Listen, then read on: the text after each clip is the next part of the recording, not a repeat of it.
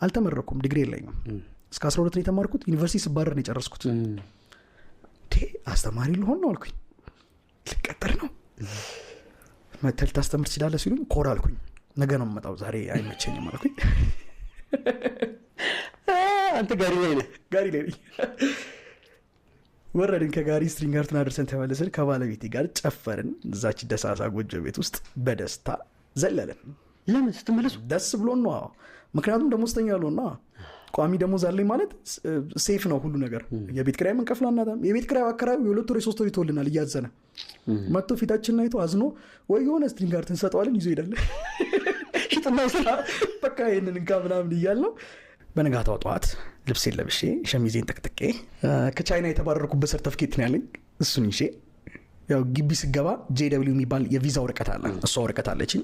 ፔትሮሊየም ኢንጂነሪንግ እንዳጠናው አዲስ አበባ ዩኒቨርሲቲ ኮስት ሼሪንግ ምናምን የሞላውበት ወረቀት አለኝ። ሌላ ምንም ሰርቲፊኬት የለኝም። ማንንም ሰው ሰርቲፊኬት ሰጥቶኝ አያውቅም። ግን ልትሄድ ስትል የቪዛ ወረቀት አለ።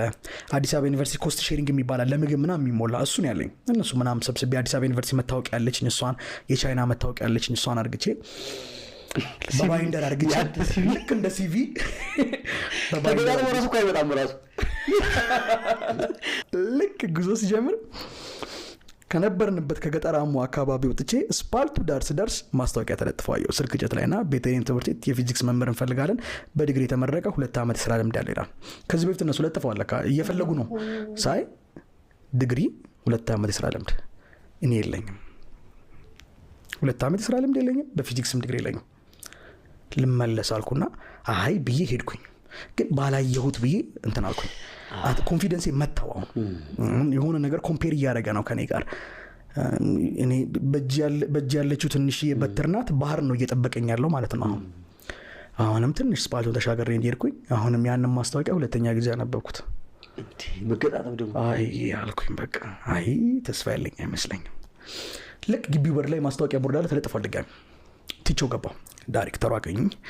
እሺ እንዴት ነህ? ሰላም ነው። ሰላም ነው። አንተ ነህ መምህር ዳንኤል? አሁን ነኝ። እስኪ ወረቀትን ስጠኝ የተመረከበትን ሲሉ አይ እኔ እኮ አልተመረኩም ብዬ ገና እንዲህ ስል በልበልበልበል ተወው በቃ ካልተመረክ አሉኝ። ማስተማር ከባድ ነገር ነው እንዴ? ያክል እኔም እኮ ቢሆን መጽሐፍ አንብቤ ገብቼ እኮ ማስተማር እችላለሁ። ምን አንብበ ያነበብከውን እዚህ ያለ ሰዎች መናገር ነው። ምን የሚከብድ ነገር አለው? እኛ የምንፈልገው የተመረክበት ዲግሪ ስራ ልምድ ባይኖርም እንደው በዚህ በፊዚክስ ካልተመረክ ምንም አይሰራልንም አሉት። እንደዛ እያሉ ምክትል ዳይሬክተሩ ኋላ መጡና አግኝተናል አንድ አስተማሪ ማስተርስ አለው ምናምን አሏቸው።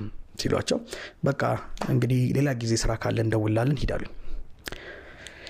እሺ ብዬ ወጣው። ወደ ቤት መጣው። ድጋሚ እነዛን መጽሐፍቶች ከፍቼ ሳነባ መሸው።